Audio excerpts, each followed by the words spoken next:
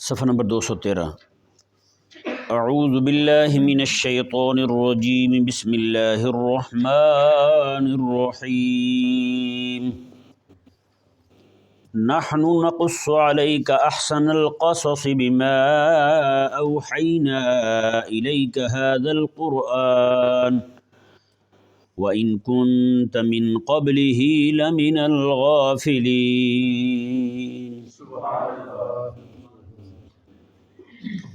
اس آیہ کریمہ میں خلاق کائنات نے حضرت سیدنا یوسف علیہ نبینا و علیہ الصلوۃ والسلام کے قصہ کو احسن القصص قرار دیا۔ سب سے خوبصورت ترین قصہ حضرت سیدنا یوسف علیہ نبینا و علیہ الصلوۃ والسلام کا۔ باقی پورے قرآن میں حضرت یوسف علیہ السلام کے قصے کو سوائے سورہ یوسف کے کہیں اور بیان نہیں کیا گیا۔ آپ حضرت موسیٰ علیہ السلام کا قصہ دیکھ لیں، وہ کئی مقامات پر بیان کیا گیا۔ جی ابراہیم علیہ السلام کا قصہ دیکھ لیں، ان کے پاس آنے والے مہمانوں کا قصہ دیکھ لیں، اور باقی ان کی دعوتی جد و جہد ہے، غلبہ دین کی کوشش ہے، اس کو قرآن کریم میں مختلف مقامات پر بیان کیا گیا۔ لیکن حضرت سیدنا یوسف علیہ نبینا و علیہ السلام کا جو قصہ ہے، اور ان کے یعنی بچپن سے لے کر ان کے حکومت پر غلبہ پانے تک پوری تفصیل اللہ تبارک و تعالیٰ نے ایک ہی صورت میں بیان فرمائی۔ جی مسلسل ان کا قصہ چلتا جا رہا ہے، تو اس لیے بھی اس قصہ کو احسن القصص قرار دیا گیا۔ اور بھی اس کی وجوہات ہیں جو اللہ تبارک و تعالیٰ نے قرآن کریم کی اسی سورہ مبارکہ میں بیان فرمائیں، اس قصہ کے احسن القصص ہونے کی، کہ احسن القصص ہے۔ سب سے پہلی بات جو آیت نمبر 3، 4، 5 میں اور 6 میں بیان ہوئی کہ حضرت سیدنا یوسف علیہ نبینا و علیہ السلام جو ہیں، آپ خواب دیکھتے ہیں اور بیان کرتے ہیں اپنے ابا جی کو، آپ منع فرماتے ہیں کہ بیان نہ کرنا۔ حضرت یوسف علیہ السلام کے ابا جان حضرت یعقوب علیہ السلام کی نگاہ جو ہے یہ بھانپ چکی تھی کہ ان کی فضیلت اور عظمت کے اظہار پر وہ ظاہر جیسے ہوگی تو بھائیوں میں جو ہے نا وہ مزید مخالفت بھڑک اٹھے گی۔ تو یہ چونکہ ان میں اللہ تبارک و تعالیٰ کے زیادہ قریبی جو ہیں وہ حضرت یوسف علیہ السلام تھے، باقیوں نے بعد میں توبہ کی حضرت یوسف علیہ السلام پر یہ ظلم کرنے کے بعد۔ تو حضرت یوسف علیہ نبینا و علیہ السلام جو ہیں، چونکہ آپ نے غلبہ دین کا کام کرنا تھا، دین متین کی اشاعت کا، اس کے دفاع کا اور اس کے نفاذ کا کام کرنا تھا، تو اس آیہ مبارکہ سے اس مضمون سے ہمارے لیے سبق کیا ہے؟ ہمارے لیے اور آج کے دین کے کام کرنے والوں کے لیے سبق یہ ہے کہ جو بھی دین کا کام کرنے والا ہوگا نا، اس کے علاقے والے اس کو کبھی بھی گوارا نہیں کریں گے۔ جہاں وہ پیدا ہوا ہے، جہاں وہ بڑا ہوا ہے، آپ کتنے علماء ہیں بیچارے وہ اپنے علاقے میں کام نہیں کر سکتے، وہ یہی کہتے ہیں، ان کے پاس دلیل کیا ہوتی ہے اس کی بات نہ سننے کی؟ اور یار ناک بہتا تھا اس کا، میں نے خود دیکھا ہے، شلوار اور رنگ کی ہوتی تھی، قمیض اور رنگ کی ہوتی تھی، یہ ہم نے سنی ہے باتیں ہیں۔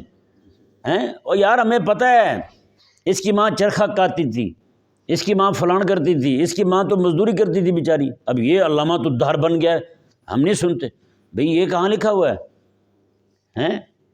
اللہ اکبر کبیرہ۔ تو یہ جو بھی بندہ دین کا کام کرنے والا ہوگا نا، وہ اپنی جگہ میں جہاں پیدا ہوا ہے وہاں پہ اس کے لیے کام کرنا انتہائی مشکل ہوگا۔ آپ انبیاء کرام علیہ السلام کو دیکھ لیں، جی حضرات انبیاء کرام علیہ السلام جو ہیں، حضرت یوسف علیہ السلام کے جو ہم ابھی واقعہ پڑھ رہے ہیں یوسف علیہ السلام کا، ان کے ساتھ کیا ہوا ہے؟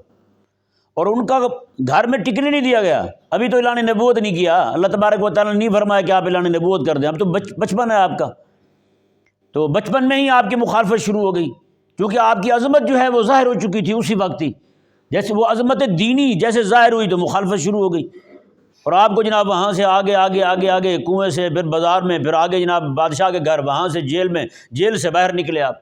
حضرت موسیٰ علیہ السلام کو دیکھ لیں، 10 سال کا عرصہ پہلے گھر سے باہر گزار کے آئے ہیں، مدین چلے آ گئے تھے، یہ یمن کے علاقے میں حضرت سیدنا شعیب علیہ نبینا علیہ السلام کے یہاں رہے 10 سال کا عرصہ، یہاں قیام پذیر ہے، یہاں سے پھر مصر جاتے ہیں تو وہاں جا کر کے پھر وہی حالات ہیں، اعلان نبوت کیا، لوگ جو ہیں آپ کی قوم کے لوگ آپ کے ساتھ کھڑے ہو گئے، تو بعد میں وہاں سے نکلنے لگے خاموشی کے ساتھ، تو فرعون نے پھر پیچھا کر لیا۔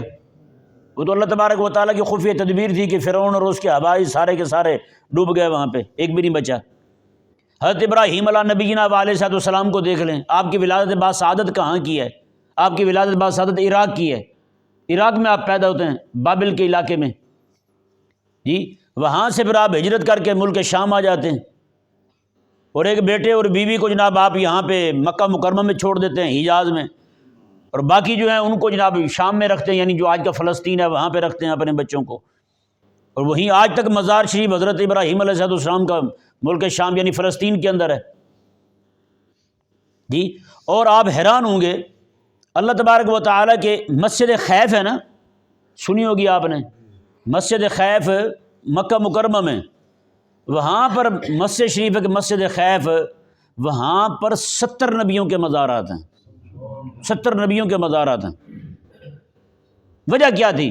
حضرات انبیاء کرام علیہ السلام کو جب اللہ تبارک و تعالیٰ فرماتا نا کہ آپ یہاں پہ دین کی دعوت دیں، وہ جب دین کی دعوت دیتے مخالفت بڑھ جاتی، جی اللہ تبارک و تعالیٰ جو ہے ان قوموں پر عذاب نازل کرتا، اور اللہ تعالیٰ اپنے نبی کو فرماتا جو ان کے ماننے والے چاہنے والے ہوتے، ان کو فرماتا کہ آپ چلے جائیں حجاز مکہ مکرمہ میں جا کر وہیں میرے گھر میں رہیں، وہاں اللہ کریں اور وہیں اپنی زندگی بتائیں جو باقی ایام ہیں۔ یہ 70 انبیاء کرام علیہ السلام کے مزارات اس لیے وہاں بنے ہیں، جی 70 انبیاء کرام علیہ السلام کے مزارات ہیں مسجد خیف، اسی علاقے کے اندر جہاں مسجد خیف شریف ہے آج۔ تو آقا علیہ السلام کے صحابی ہیں حضرت ابو دردہ رضی اللہ تعالیٰ عنہ نے، جی آپ درس دے رہے ہیں، اور درس کے دوران ہی آپ کے رشتہ دار باقی سارے جو کنبے کے تھے لوگ وہ گھر میں بیٹھے ہوئے ہیں، ہزاروں کی تعداد میں لوگ بیٹھے ہوئے آپ کا درس سن رہے ہیں، ہزاروں کی تعداد میں لوگ بیٹھے ہوئے درس سن رہے ہیں، اور وہ جو کنبے والے تھے وہ گھر میں بیٹھے آپس میں باتیں کر رہے ہیں، زور زور سے آوازیں باہر آ رہی ہیں وہ نوجوانوں کی۔ ایک بندہ جو ہے وہ حضرت کو متوجہ کرتا ہے کہ حضرت اتنے لوگ جو ہیں وہ ہزاروں کی تعداد میں بیٹھے آپ کا درس سن رہے ہیں، اور آپ کے اپنے گھر سے یہ شور آ رہا ہے، وہ نہیں سنتے آپ کی بات، اور کر رہے ہیں نا آپ، وہ آپ کی بات نہیں سنتے۔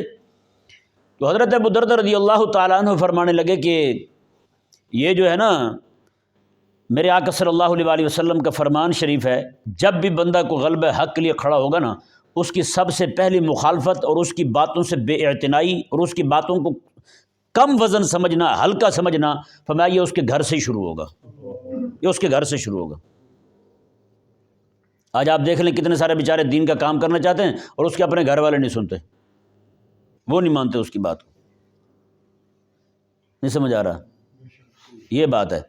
تو یہ شروع دن سے یہی چلا آ رہا ہے۔ آج بھی کتنے سارے علماء ہیں اپنے علاقے میں وہ کام نہیں کر پاتے، علاقے والوں کے پاس دلیل کیا ہوتی ہے؟ وہی دلیل جو ابو جہل کے پاس تھی، جو ابو لہب کے پاس تھی، وہی۔ اور یہ میرے آقا صلی اللہ علیہ وسلم، یہ تو تاریخ کا حصہ ہے نا، کریم آقا صلی اللہ علیہ وسلم نے جب وحی سنائی تھی کھڑے ہو کر کے حضور نے کوہ صفا پر، ہیں جی، تو وہاں پر سب سے پہلی آواز جو آقا علیہ السلام کے خلاف اٹھی تھی وہ کس کی آواز تھی؟ سگا چاچا ابو لہب، وہ بولا تھا آقا علیہ السلام کے خلاف، اور جو بات اس نے کی اور اس کا جواب رب تبارک و تعالیٰ نے قرآن کریم میں پوری سورت نازل کر کے دیا ابو لہب کے بارے میں۔ تو یہ ہمیشہ سے چلا آ رہا ہے، ہمیشہ سے، شروع دن سے یہی آ رہا ہے۔ جب بھی کوئی بندہ غلبہ حق کے لیے کھڑا ہوتا ہے، غلبہ دین کے لیے کھڑا ہوتا ہے، تو سب سے پہلے مخالفت جو ہے وہ اپنے گھر سے شروع ہوتی ہے، اپنے علاقے سے شروع ہوتی ہے، جی۔ وہ جناب پھر یہ بھی کہیں گے کہ جناب یہ دماغ اس کا ہل گیا ہے، بہت ساری باتیں سننے کو ملیں گی، جگہ جگہ پہ جناب باتیں ہوں گی، پھٹوں پہ، چوکوں پہ، چوراہوں میں، ڈھابوں پہ بیٹھ کے لوگ تبصرے کریں گے، جن کو خود کسی شے کا پتہ نہیں ہوگا وہ بھی باتیں کریں گے۔ ہمارے ایک بزرگ تھے مولانا عطا محمد صاحب رحمہ اللہ، بہت بڑے عالم تھے، اپنے وقت کے مفتی اعظم تھے، جی۔ ان کا دور جو ہے وہ امام اہل سنت امام محمد رضا حنفی ماتریدی رحمہ اللہ کے زمانے کے ساتھ ہی ملتا ہے ان کا، اور ان کی کتابیں میں نے خود جا کے دیکھی ہیں، عربی زبان میں کتابیں ان کی لکھی ہوئی ہیں۔ یہ تو ان کی اولاد دانا ہے، میں کئی بار گیا ہوں ان کو جا کے، میں نے کہا یار یہ کتابیں مجھے دے دیں، میں چھپوانا چاہتا ہوں بزرگوں کی کتابیں، تو انہوں نے کہا نہیں جی ہمارے بزرگوں کی نشانی ہے تو ہم نہیں دینا چاہتے کسی کو۔ ان کی اماں جو ہیں وہ ہماری قریبی رشتہ دار تھیں، تو میں نے ان کو جا کے کہا، میں نے کہا کہ وہ مجھے کتابیں دے دیں، تو وہ مائی صاحبہ جو ہیں وہ سمجھدار تھیں، انہوں نے کتابیں نکال کر کے مجھے دے دی، 3-4 کتابیں میں وہاں سے یہاں لاہور لے آیا۔ پھر پیچھے سے چونکہ موبائل کی ترقی کا زمانہ ہے، پیچھے سے انہوں نے اتنے فون کیے، اگر فون نہ ہوتا تو ہو سکتا 3-4 مہینے میں ہم کچھ نہ کچھ کر لیتے کتابوں کا، ان کو نقل کر لیتے یا جو بھی کرتے۔ ظاہری بات ہے وہ قلم کی لکھی ہوئی کتابیں ان کو سمجھنا کون سا آسان کام تھا جی، ان کو سمجھنا پھر ان سے مواد کو نکالنا دیکھنا سارا وہ بڑا ان کے اہم کام تھا۔ لیکن انہوں نے کیا کیا، وہ فون کر کر کے پیچھے سے آپ جو ہے نا وہ ٹھگی کے ساتھ لے گئے کتابیں، آپ نے دھوکہ کیا ہے، ہم تو بزرگوں کے تبرکات سنبھال کے رکھنا چاہتے تھے، وہ آج تک سنبھلے ہوئے ہیں، ان میں ایک بھی بندے کو توفیق نہیں ہوئی کہ اپنے بزرگوں کی کتاب نکال کے پڑھ سکے، بتائیں۔ اور احمق پنا اتنا ہے کہ نہ ہم خود پڑھیں گے نہ کسی کو پڑھنے دیں گے، بتائیں۔ یہ پتہ نہیں کون سے تبرکات ہیں جو سنبھال کے رکھے ہوئے ہیں۔ قسم سے میں کہتا ہوں اتنے سارے بزرگوں کی کتابیں ضائع ہو گئی ہیں نا، ہیں جی، پیچھے سے تبرک ہم نے سنبھال کے رکھا ہو۔ یار بزرگوں کے تبرک جو ہے نا آپ کے لیے، آپ کی جو رشتہ دار ہیں سارے، اس سے بڑھ کر اور کیا تبرک ہوگا یار؟ آپ ان کے بیٹوں کو دیکھیں، پوتوں کو دیکھیں، باقی ساری چیزیں، یہ نشانی تھوڑی ہے، اور نشانی جو ہوتی ہے وہ تو سامنے رکھی جاتی ہے، اور آپ جو وہ نشانی صندوق میں رکھ کے اس کو تالا لگائے ہوئے ہیں، بالآخر کیا ہوگا؟ دیمک لگ جائے گی۔ ہمارے بڑے بڑے بزرگوں کی کتابیں جو ہیں ان کو دیمک چاٹ گئی ہے، کتابیں ضائع ہو گئی، حقیقت والی بات ہے۔ ایک ہمارے بزرگ ہیں بہت بڑے، ان کے زمانے میں ان جیسا عالم کوئی نہیں تھا، ان کی کتابیں جو ہیں آج ہم صرف یہ پڑھتے ہیں کتابوں میں کہ ان کی اتنی کتابیں لکھی ہوئی ہیں، 1000 کتابیں انہوں نے لکھی تھیں، 500 علوم پر انہوں نے کتابیں لکھی تھیں، دکھائیں کہاں ہیں؟ وہ نہیں دکھا سکتے، وہ نہیں دکھا سکتے کتابیں کہاں ہیں۔ کتابیں چاٹ گئیں، دیمک چاٹ گئی کتابوں کو، کتابیں ساری ضائع ہو گئی۔ اور یہی رونا جو ہے نا پتہ نہیں کس نے رویا ہے، امام اسماعیل حقی رحمہ اللہ نے بھی یہ رونا رویا ہے اپنی تفسیر نور البیان شریف میں، اور میں نے اس پر پورا جو ہے نا ایک باب لکھا ہے، یعنی پوری بحث لکھی ہے اس مسئلے پر کہ ہم جو ہے وہ کتابیں کیسے ضائع کرتے ہیں۔ یہ میں نے اپنے دوستوں کو، شاگردوں کو بڑے عرصے سے یہ کہہ رکھا ہے، میں نے کہا میرے مرنے کے بعد میرے بچوں میں کوئی نہ ہو کتابیں پڑھنے والا تو کتابیں اٹھا کے کسی مدرسے میں دے دی جائیں یا کسی پڑھنے والے عالم کو دے دی جائیں، ایک لمحے کے لیے بھی کتابیں یہاں رکھنے کی کوئی حاجت نہیں ہے، بتائیں۔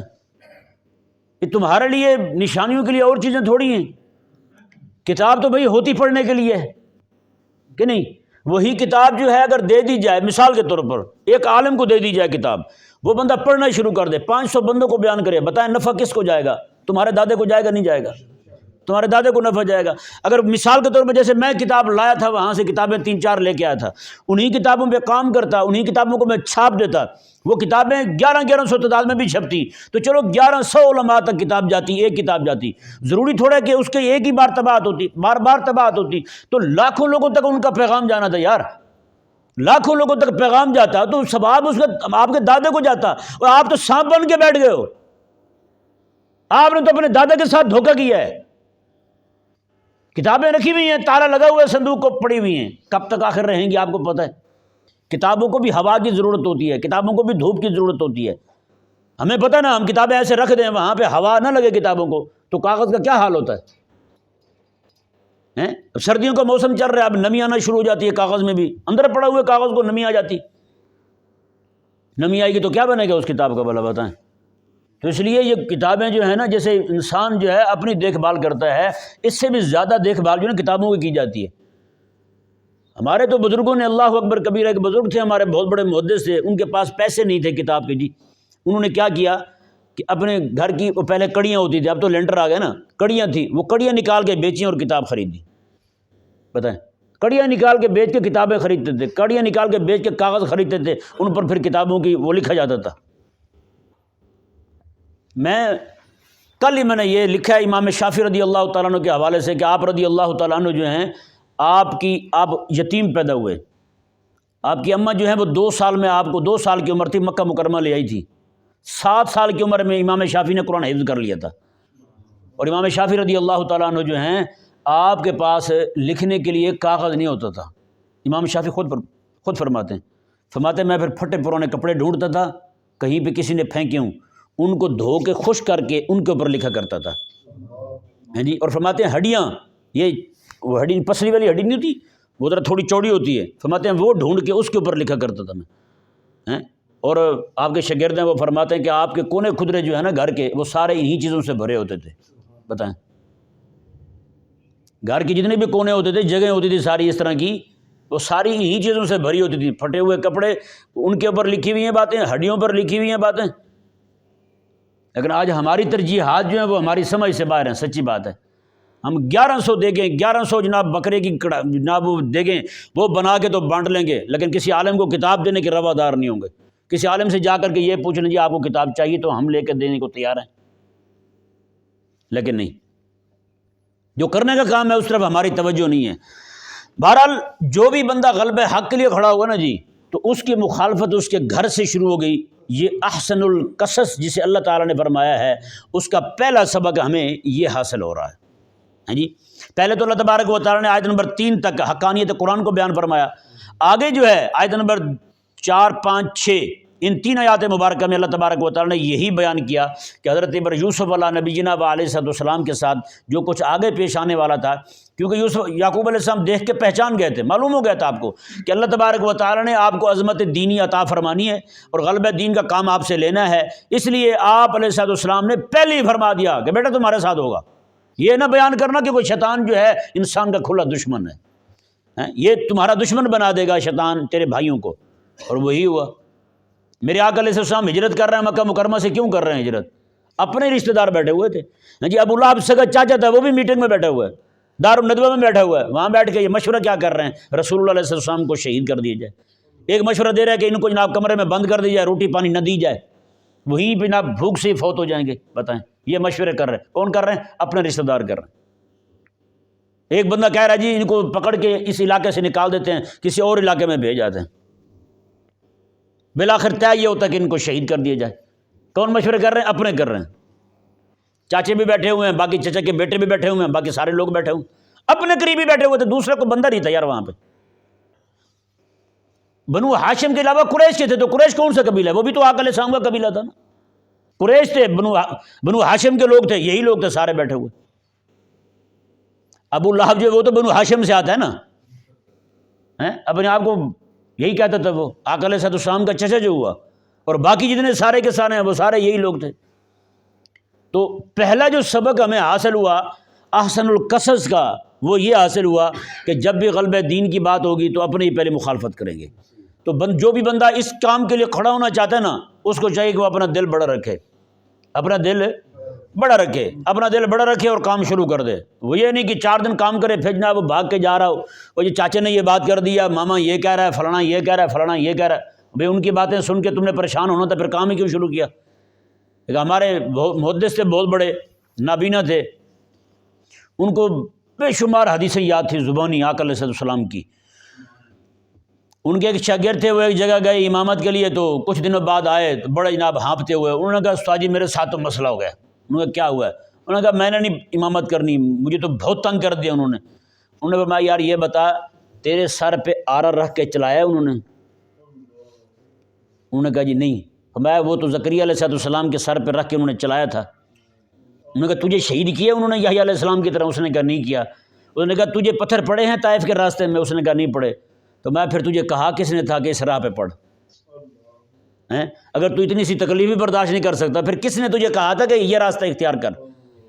میں تیرے تو یہ راستہ اختیار کرنے کا ہی نہیں تھا، چھوٹی سی بات پہ تو گھبرا گیا اور دین حق کا کام چھوڑ کے تو میرے پاس آ گئے۔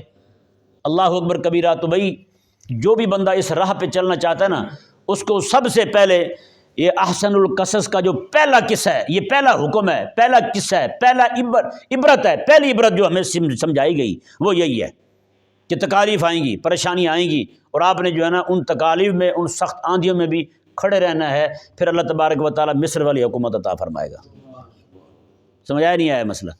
تو اس لیے، اور اسی طرح کر کے اور بھی بہت ساری اس میں لمبی چوڑی گفتگو کی جا سکتی ہے۔ اس میں جناب خواتین کا ذکر ہے۔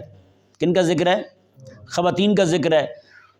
اب خواتین کا ایک عمومی مزاج یہاں بیان کیا گیا کہ وہ، میں آخری بات کر رہا ہوں، ویسے اس میں بڑی تفصیلی گفتگو ہو سکتی ہے کہ اس کو احسن القصص کیوں کہا گیا ہے، ٹھیک ہے نا جی، یہ کئی دنوں تک یہ بات چل سکتی ہے، لیکن ہم نے کیونکہ پڑھنا ہے سبق بھی آگے، تو احسن القصص جو ہے عورتوں کو عمومی مزاج بیان کیا گیا۔